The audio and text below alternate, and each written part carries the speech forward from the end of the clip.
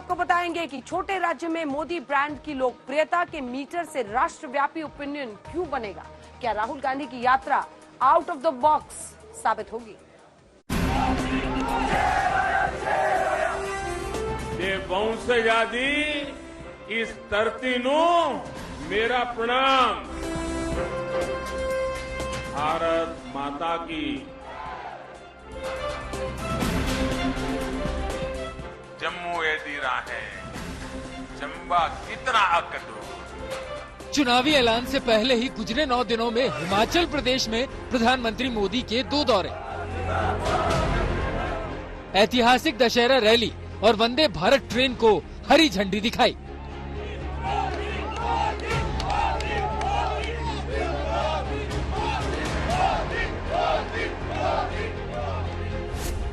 लेकिन हिमाचल की जनता अब की बार किसे हरी झंडी और किसे लाल झंडी दिखाएगी। हिमाचल भले ही भारतीय जनता पार्टी के राष्ट्रीय अध्यक्ष जगत प्रकाश नड्डा का होम टाउन हो, लेकिन अब की बार पार्टी के समक्ष चुनौतियों की भरमार है। 5 साल की एंटी इनकम्बेंसी के अलावा पिछले साल लोकसभा और विधानसभा उपचुनाव में हुई पार्टी की हार की वजह से अब की बार इन चुनाव में जीत उतनी आसान नहीं होगी।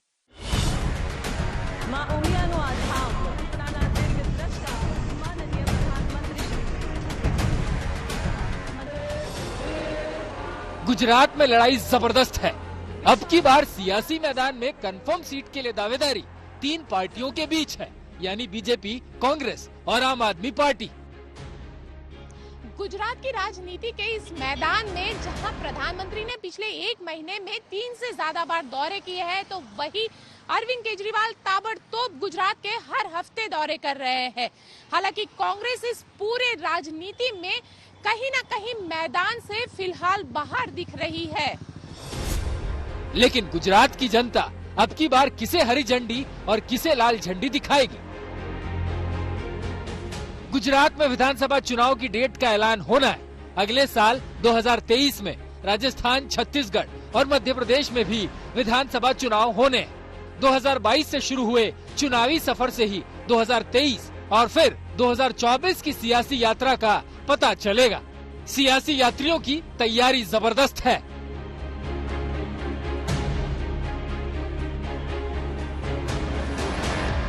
प्रधानमंत्री नरेंद्र मोदी 2020 नवंबर में बॉर्डर पर जैसलमेर आए थे, उसके बाद सिरोही आए। सिरोही में गुजरात से सटे इलाकों में उनकी रैली थी। बोले नहीं, मगर जो कुछ कहा उसकी गूंज राजस्थान भर में सुनाई दी। उन्होंने कहा कि अगली बार आऊंगा तो सूद समेत लौटाऊंगा।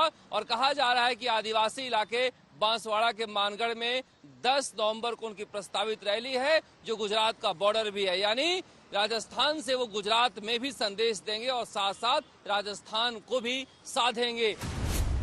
सवाल यही है कि उत्तर भारत के 3 राज्यों की जनता 2023 में किसे हरी झंडी और किसे लाल झंडी दिखाएगी।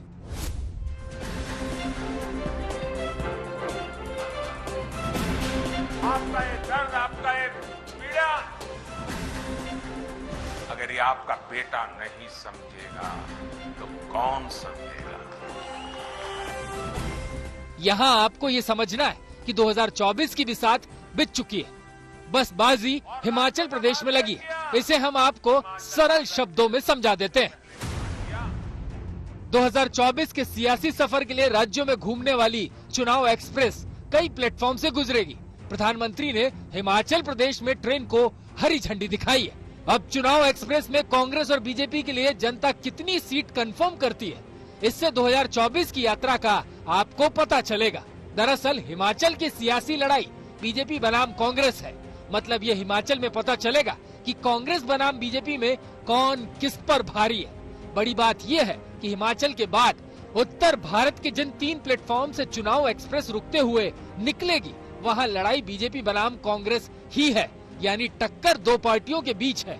चाहे राजस्थान का चुनावी प्लेटफॉर्म है, जहाँ सीधी टक्कर है, चाहे मध्य प्रदेश का चुनावी प्लेटफॉर्म हो, जहाँ पर घरेलू बगावत की वजह से कांग्रेस को कुर्सी से हाथ धोना पड़ा।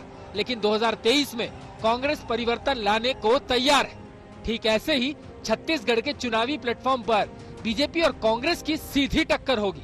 भले ही चुनाव विधानसभा के हो, लेकिन नतीजे 2024 का ट्रेलर जरूर माने जाएंगे।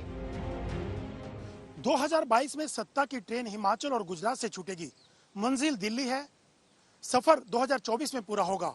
सीटें कंफर्म नहीं है, यानी कि किस प्लेटफार्म से कितनी सीटें भरेंगी और कितनी खाली रहेंगी ये अभी से कहना मुश्किल होगा, क्योंकि 2024 की यात्रा बहुत लंबी है। अशोक सिंघल, दिल्ली, आज तक।